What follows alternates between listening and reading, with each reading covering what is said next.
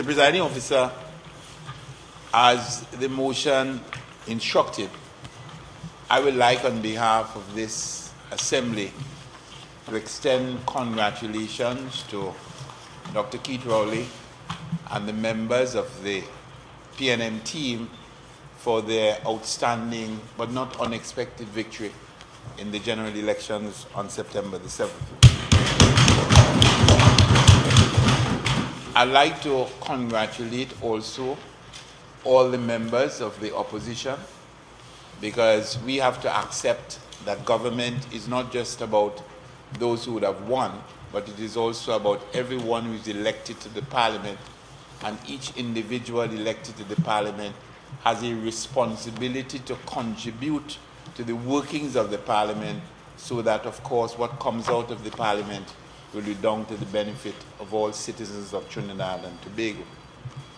But I don't only just want to congratulate Dr. Rowley on the victory, but I want to congratulate him on how he has handled the victory so far.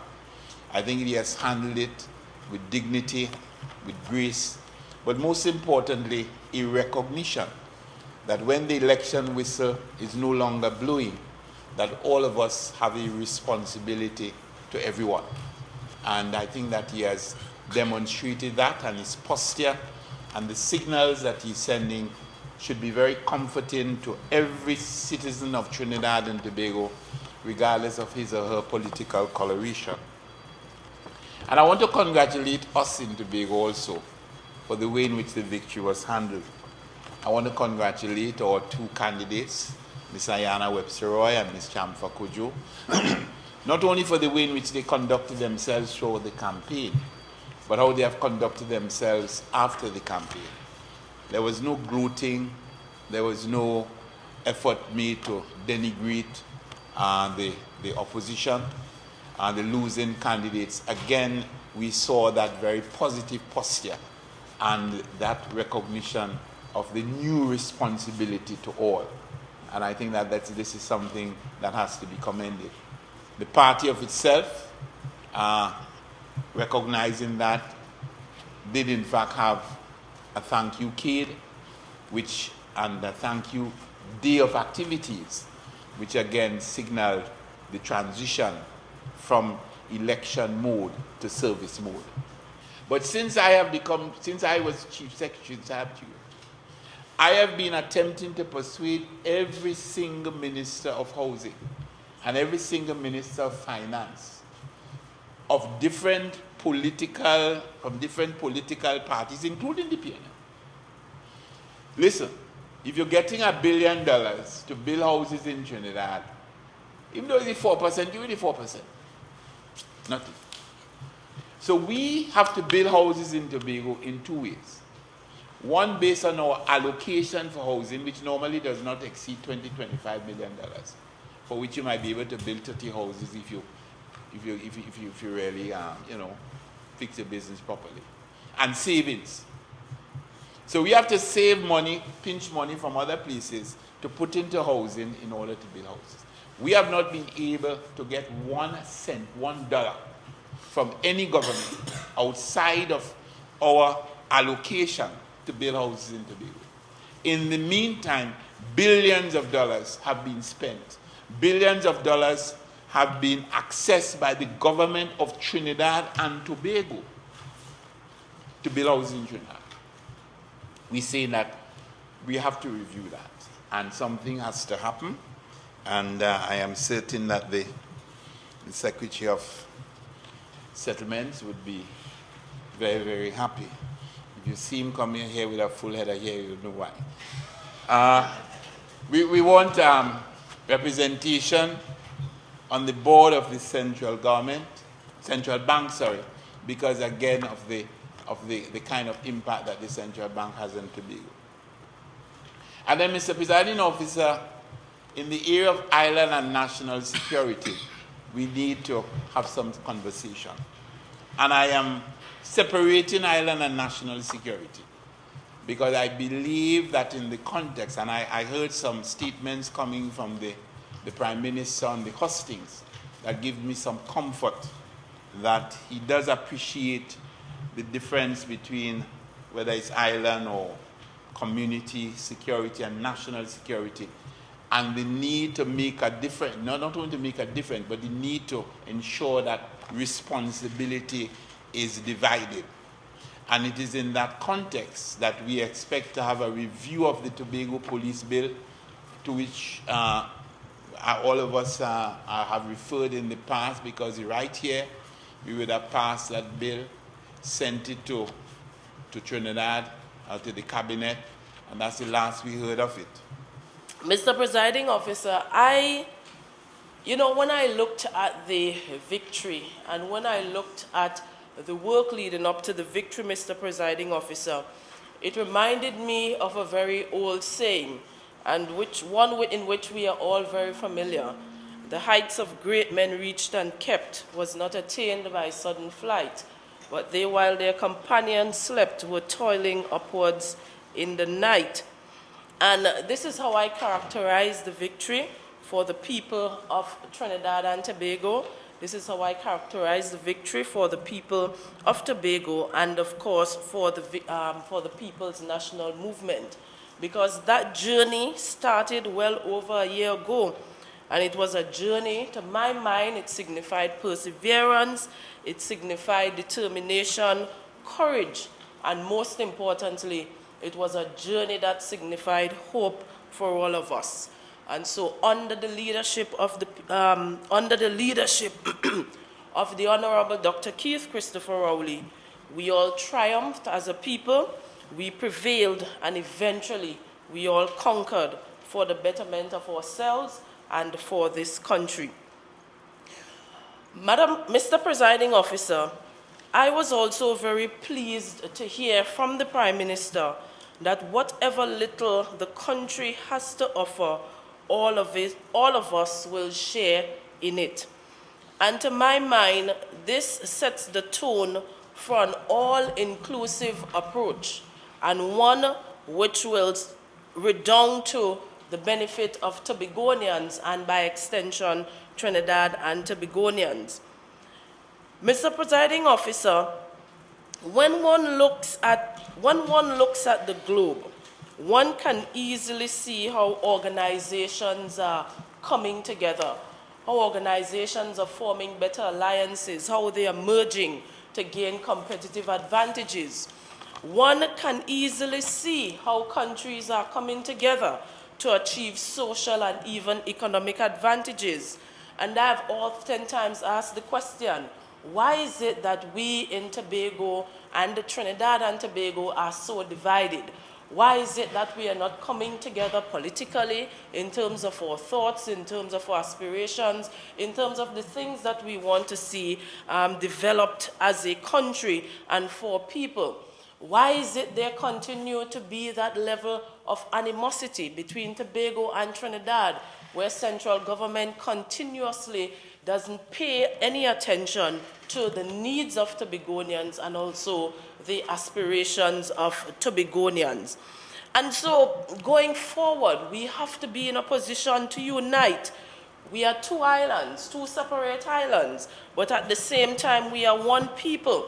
Yes, we share unique histories, we share different cultures, but at the same time, we are all Trinidad and Tobagonians. And so we have to go forward with strength. We have to go forward with the spirit of collaboration. We have to work together to build a better Trinidad and Tobago and for the advancement of our people. And Tobago, with its 60,000 residents, have been contributing significantly to the national purse. We have been contributing to the creation and also the generation of wealth. We have to be seen as a partner. We have to be seen as walking side by side in this joint arrangement called Trinidad and Tobago. And so, to my mind, Mr. Presiding Officer, we must rise. We must advance beyond the pettiness, and we must give respect and recognition where it is due. Mr. Presiding Officer, within the Division of Tourism and Transportation, we expect honest, fruitful, and open discussions and collaborations with the ministers, with the ministries. We have the Minister of Tourism, the Minister of Transport, the Minister of Finance in some instances. That is with regards to Caribbean Airlines, Mr. Presiding Officer. Because there are several issues under the jurisdiction of these ministries which have been impacting tourism for well over a number of years. And I'm thinking, Mr. Presiding Officer, that it is high time that we are able to sit down as big people around the table and come up with solutions and even recommendations in how we can treat with these matters. We want to engage in meaningful discussions with regards to the airport.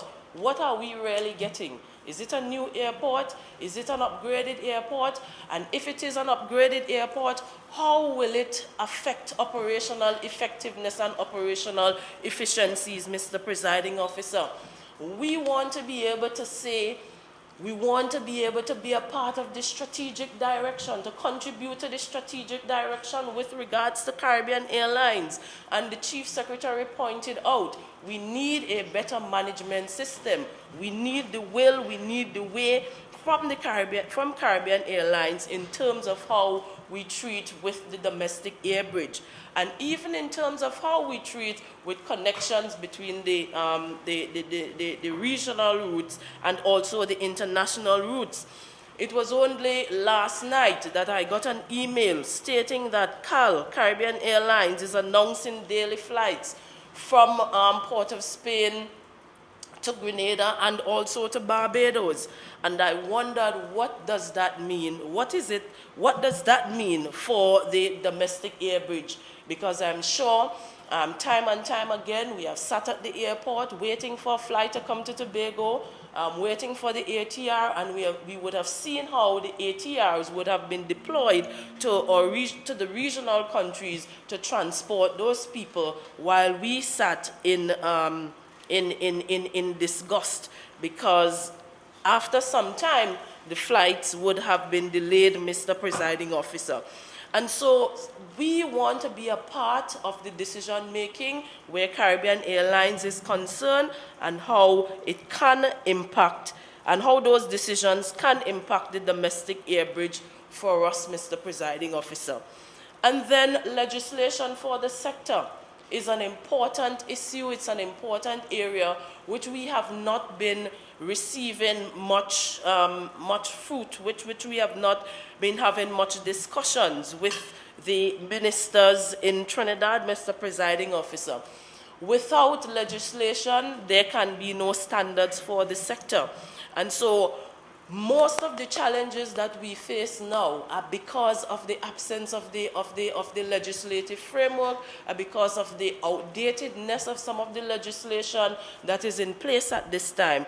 And so we want to be able to put on the table very early recommendations in terms of how we can treat with legislation for the tourism sector. Marketing opportunities for Destination Tobago is also very critical. The Tourism Development Corporation and the Division of Tourism and Transportation has over the years had a very far-fetched relationship. There has always been the element of suspicion in the arrangement, because some of the things that you would discuss at your meeting, when it is time to operationalize, when it is time to roll out the strategy, Mr. Presiding Officer, it was always contrary to what was discussed around the table. And so going forward, we want to have a better relationship with TDC.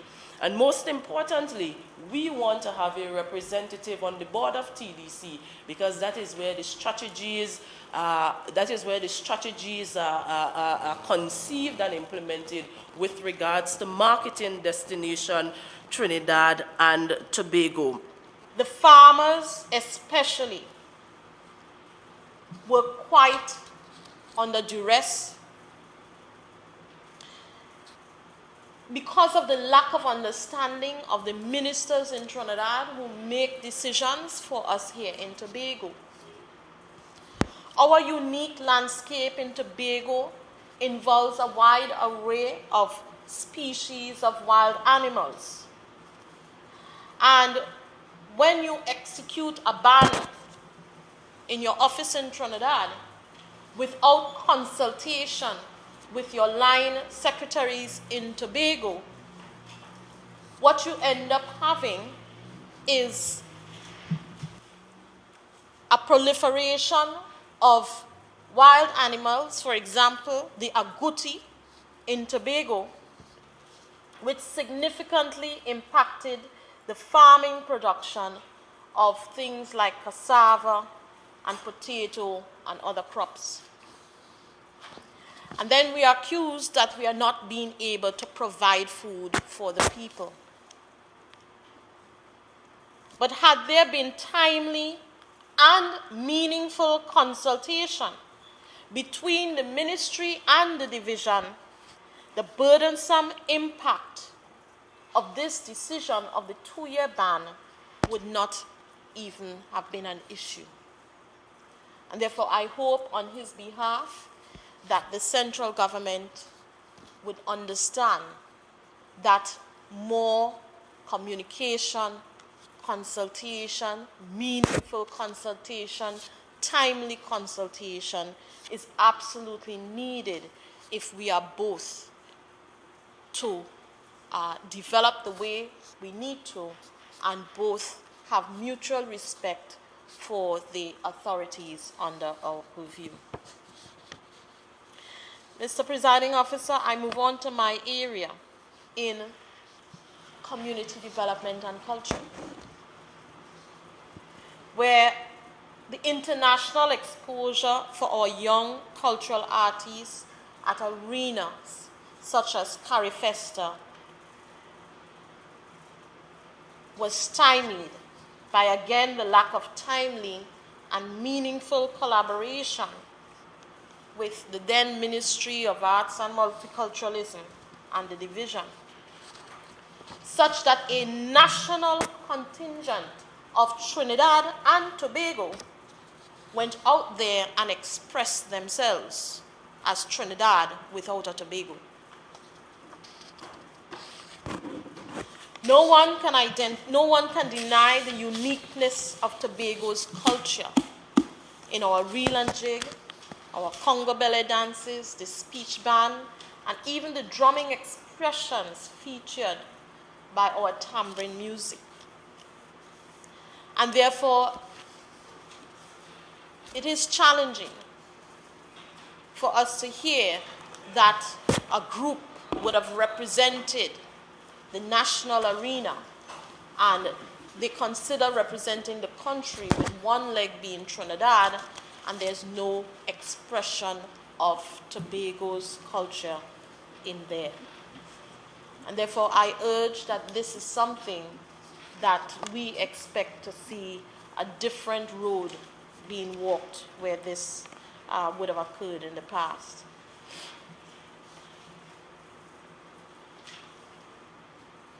However, I must place on record my commendations to the new Minister, Dr. the Honorable Nayan Gaspie-Dolly, on her appointment to Community Development, Culture, and the Arts, and to thank her and the Ministry for beginning to forge a new direction in the relationship and a commitment to Tobago's re-entry into the Prime Minister's Best Village competition. I had the opportunity to join them last Sunday at the Best Village finals. And certainly, I must congratulate them on the successful finals on that evening. And now that the community development is now realigned with culture and the arts, it makes for a more holistic discussion on issues relating to Tobago, such as the distribution of funding from the Community Development Fund to Tobago's communities. I want to, in the context of education, youth affairs, and sport, Mr. Presiding Officer, outline what we would consider some things that must be on the agenda and must be addressed as it relates to us. And one of those early things, as I said, outside of the funding issues, those clear funding issues, is of course a process that began but has stopped and are waiting and way forward as it relates to Tobago. And that's the review of the Education Act, something that is critically needed. And that process began in Trinidad under the previous minister, and we are awaiting that opportunity, Mr. Presiding Officer, to have a good look at the Act, and therefore the role of the Tobago House of Assembly as it relates to the education, and of course the role of Tobago and the recognition of that Tobago plays in education. Mr. Presiding Officer, another burning issue that needs to be addressed, and we've had discussions with the ministry, we sent a MOU, is the handover of the early childhood sector.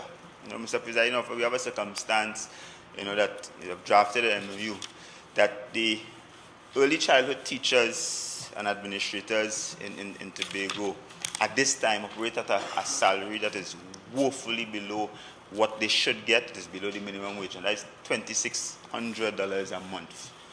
And that's because the ministry for the longest while said there's a need for a rationalization exercise, an exercise that we undertook, and there's a need for a handover. We are saying that this must be dealt with expeditiously by this minister and this ministry.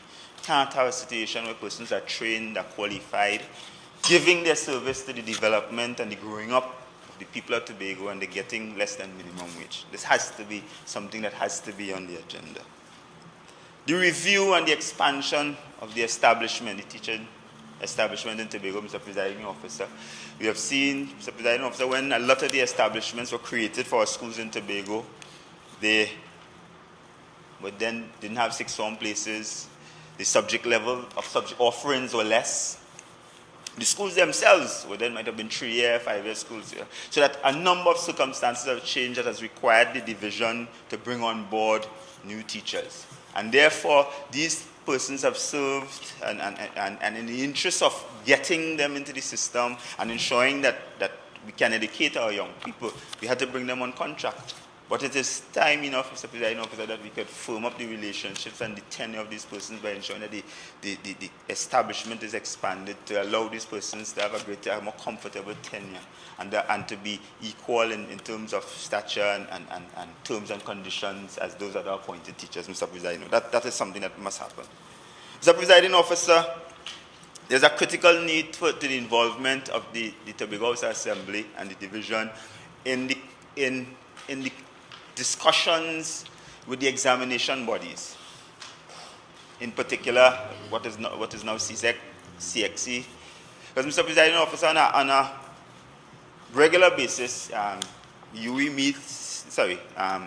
CXC meets with the ministries across the region to discuss the planning and the structure of exams at all levels to ensure that they are relevant, culturally specific, what the direction it should go to, how it relates to curriculum.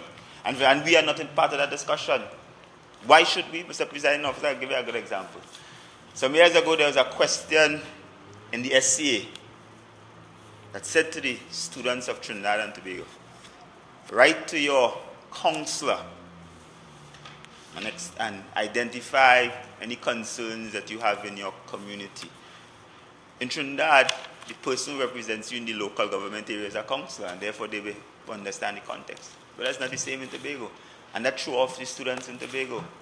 Because our governance structure and our relationship is different. And a question like that, had we been involved, would have ensured that we could have pointed out that question was not culturally relevant. And therefore, there's a need for us to be involved in processes like that, Mr. Presiding Officer, so that we can give the input of the Tobago House Assembly and, of course, of Tobago.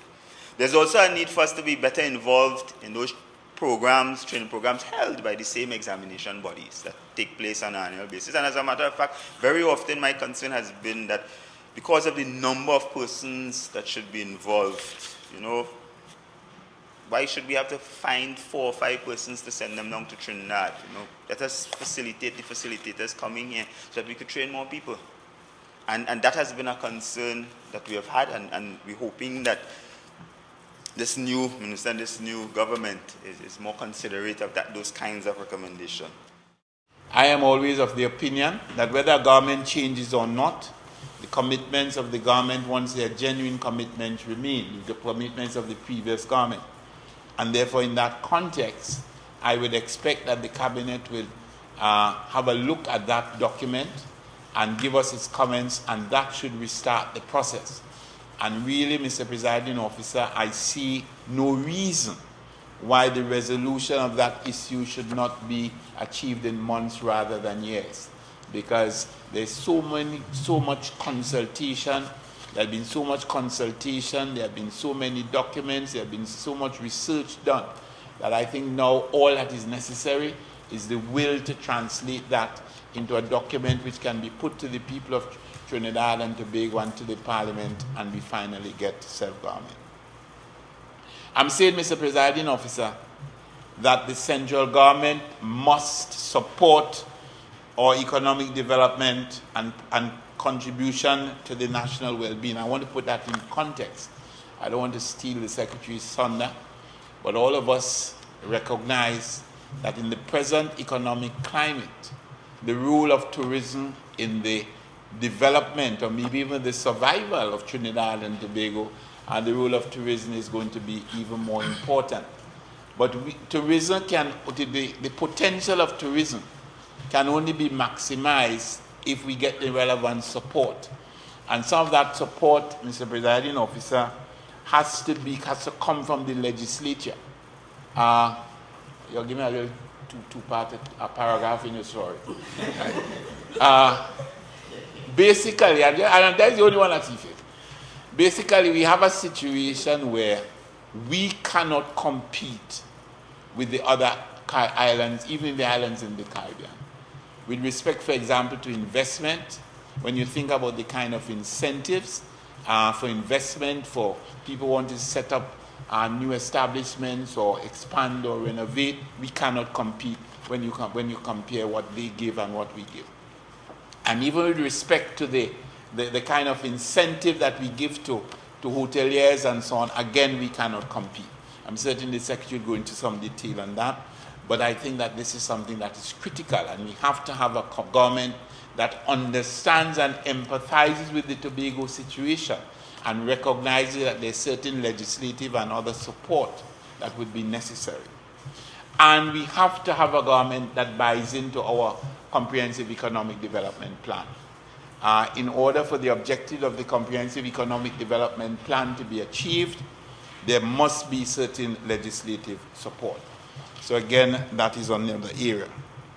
Honorable members, the question is, whereas the sovereign democratic state of Trinidad and Tobago has elected a new government with Dr. Keith Rowley as Prime Minister, and whereas a collaborative and mutually respectful relationship between the Tobago House of Assembly and the central government is critical to the development of Tobago, and whereas for many years the residents of Tobago have been clamoring for an improved relationship between the Assembly and the central government, be it resolved that this House congratulate Dr. Keith Rowley and all the members of the new Parliament on the mandate which they would have received from the electorate, and be it further resolved that this House urge all representatives in the central government and the Assembly to collaborate in instituting policies and programs that will redound to the benefit of the island and its people.